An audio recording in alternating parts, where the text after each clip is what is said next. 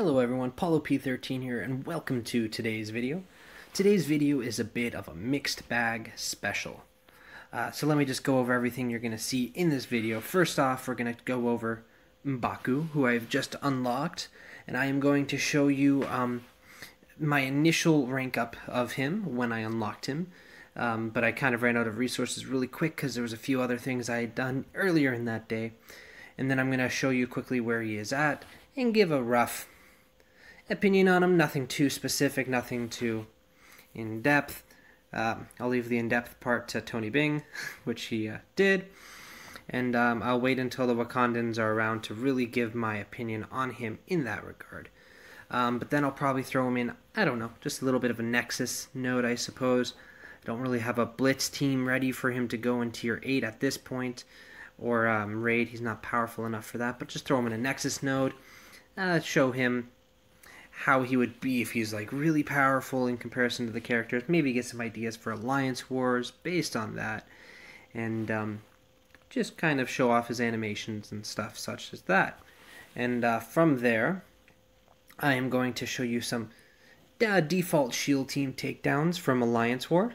And while that footage is going on, so you can just kind of see some characters at work, I'm going to discuss a major thing that a lot of people do in Alliance Wars, and that how to fix it. No, I guess how to fix it's a little bit of an issue, but just something to watch out for. One of the biggest downfalls of teams in Alliance Wars. So let's get into this.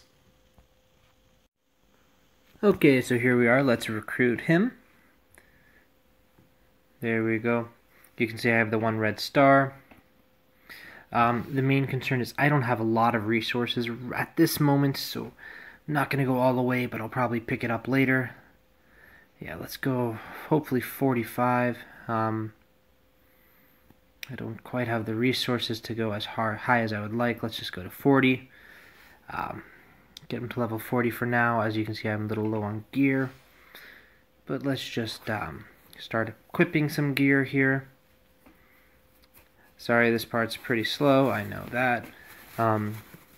Anyways, while this is going on, let's just talk a bit. First off, I think MBaku looks like physically in the game. He looks good, looks right. It's how MBaku should look. I'm quite impressed. I'm not sure how I feel about him being the 5th Wakandan. I guess it makes sense that they would need a protector. I think I would have liked if they held MBaku off a little more and went with more Nakia or something along that lines. I think would have been a little bit more reflective of the importance in the movie or the team. But anyways, I don't know if the Jabari really should be in the main team at this point, but other alternates, I guess. Anyways, how does he look? He looks alright so far, just speaking generally, of course. But of course, I unlocked him just in this blitz, and I'll be able to get him more shards. Unfortunately, not a higher star in the next blitz, so I'm going to keep working on him and farm him when he becomes farmable, because I want him to be a little bit more viable in my Wakandan team, which I will be getting, because I am basically 10 shards short of Green Goblin, and then I have enough to get Shuri, and I should be able to get Okoye, no problem in the blitz. Anyways, his health is going up a decent amount. He still looks pretty low, but not too bad. But yeah, MBaku, this is how he's looking. I'm quite excited for the Wakandan team. It's taking a lot of resources, but anyways, I think I'm finishing up right about now. There he is. Okay, so here's where my MBaku stands right now. I have him up to Tier 8, level 60, 5-4-4-2 abilities, about 2 stars, 1 red star, not massive, 13,600 power. A lot of stronger MBakus out there. My opinion on him is he is slow. With the Wakandans, he looks pretty great. Without them, he looks okay. I think I'm planning on getting him built up just a bit more, and well, I'm planning on building him up to 6664 and having him ready to be used with the full Wakandan team, but up until then I'll probably just use him to try and solo some default shield teams Not sure how that will go or not, but that's my opinion. Alright, character, okay damage. I like his ultimate. If you use it right, it could go quite well. His passive looks really good, but he needs Shuri for that passive. His basic, it's nice. The main thing that makes me sad is a lot of people theorize that attack for a primary target on dodge bonus attack, which sounded really good, and it might have been able to counter someone like Spider-Man or Vision. Like if they dodged 4 times, you'd be able to keep bonus attacking. However, after a lot of testing, I found out you attack him. If you attack Spider-Man and he dodges, you get 1 more bonus attack, and if he dodges that, you're out of luck. So it is nice to eat up counters, but a character like Spider-Man can completely just dodge twice and waste this move. Anyways, so that's my opinion on MBaku. Let's just take him in solo onto a Nexus node and just see how he does. I know a while back, I believe Tony Bing made a video of testing characters for soloing default shield teams, but I don't personally agree with the node that he said. Again, I liked the video and I like everything Tony Bing says. Usually, just that one, it's a lot harder to beat that node than it is to actually solo default shield team in the game in Alliance Horde. So I'm going to try and find one a little more accurate and drop MBaku in there. I might not be a shield team, just the power level, so we can get a better feel. But anyways, yeah, let's drop him in and see how he does, and discuss that. Alright, so for the purpose of this, I'm going to try Nexus 3-1. You can see the power levels here. They mostly are pretty reflective of what you'll face in Alliance Wars on shield default teams. I know that you're going to say that shield is a lot better than these Hydra minions. The reason I say this is fine because, well, a lot of the features of the shield team doesn't really work in the default shield teams. For instance, shield security can't actually taunt. There's various things like that. So, and it's not overly serious, just a little bit of a sneak peek of what he does. And this is a node that I think will work pretty well. And that's pretty much it. I'm just going to go, I use Nexus because you can go in solo with MBaku. And that's pretty much it here. Definitely not the important part here.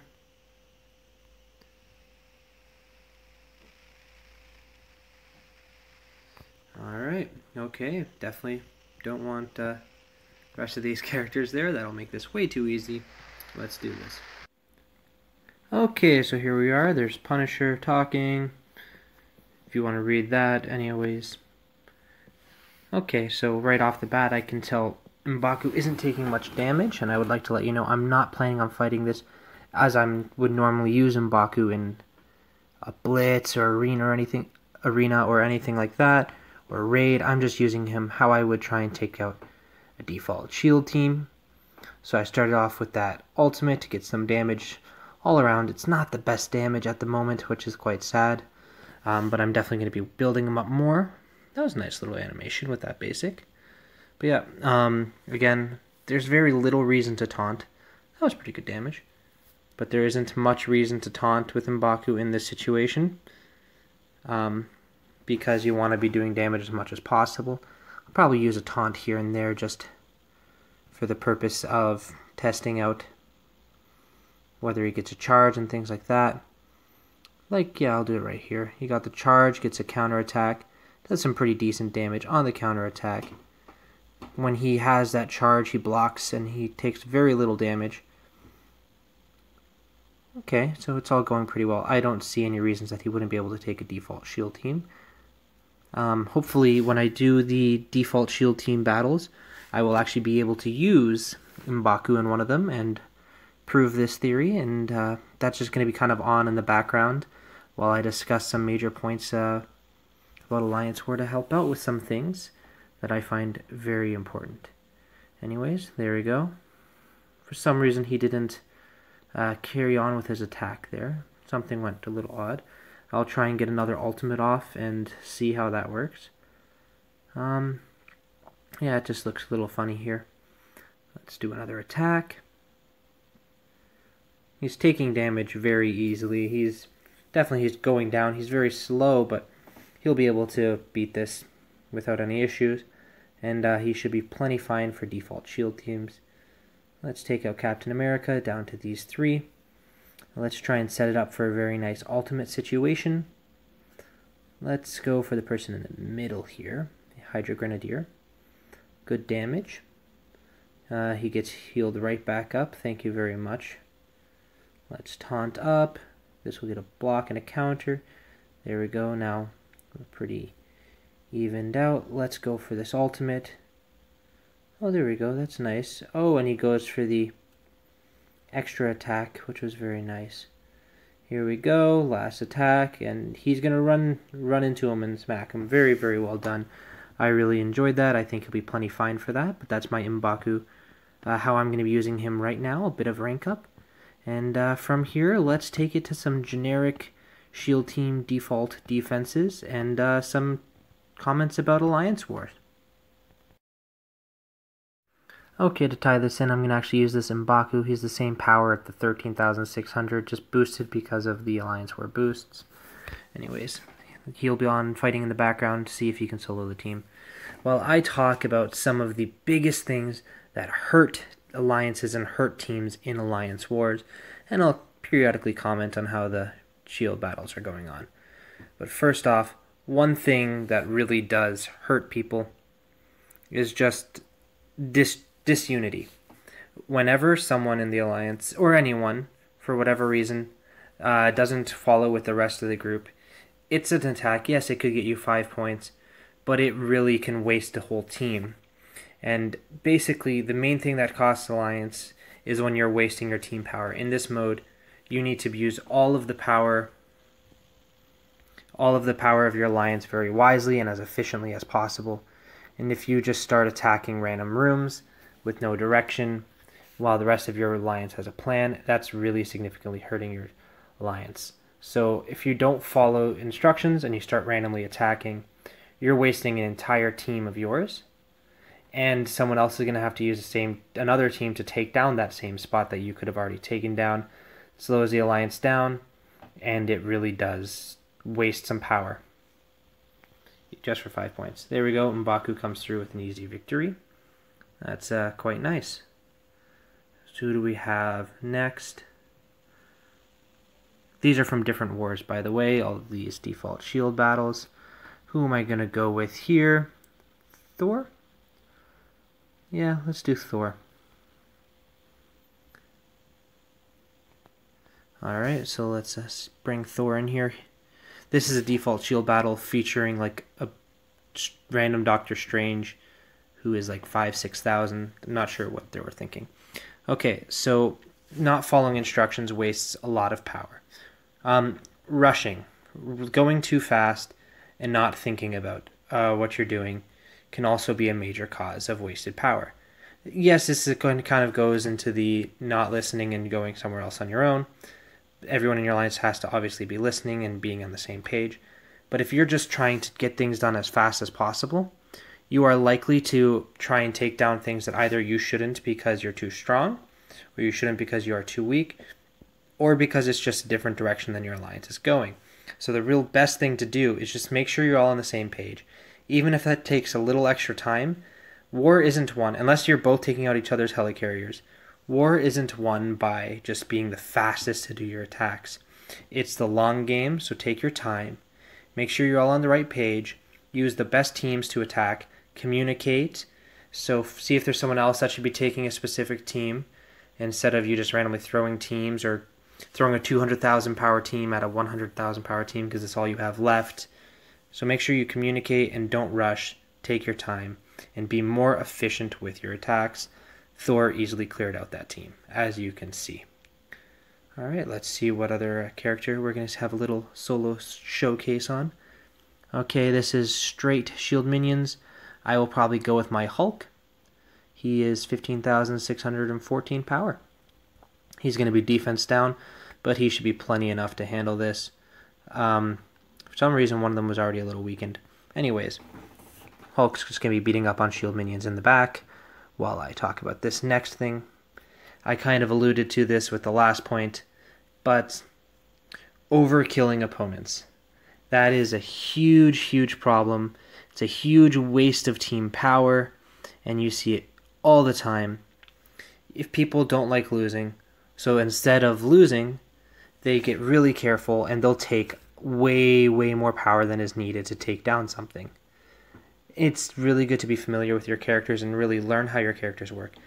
But bringing a 120,000 power team to take down a 40,000 power team is really a massive waste.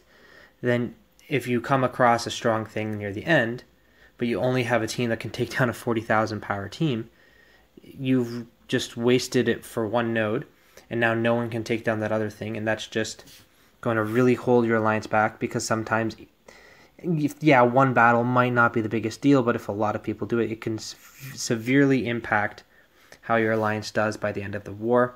So just be as efficient as possible, and my best recommendation to ensure that you're always efficient in this is to really just become familiar with your characters, try some things out, be willing to take some risks. It's a learning